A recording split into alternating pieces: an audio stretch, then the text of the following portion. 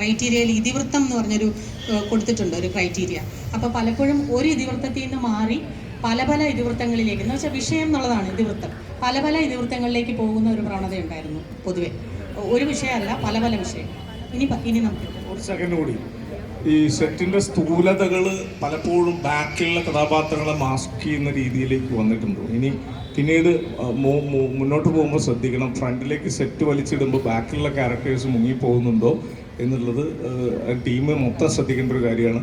ബാക്കി ആശ റിസൾട്ട് പറയും. ആദ്യം പറയാം. ഞാൻ ഈ എല്ലാ റിസൾട്ടും പറയുന്നു. 9 പേര് പങ്കെടുത്തതിൽ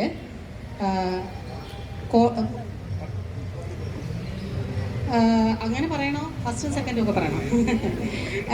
ഓക്കെ. അപ്പോൾ കോഡ് നമ്പർ 1 ബി ഗ്രേഡാണ്, കോഡ് നമ്പർ 2 സി ഗ്രേഡാണ്, കോഡ് നമ്പർ 3 എ ഗ്രേഡാണ്, കോഡ് നമ്പർ 4 എ ഗ്രേഡാണ്, ഫസ്റ്റ് പ്രൈസ്.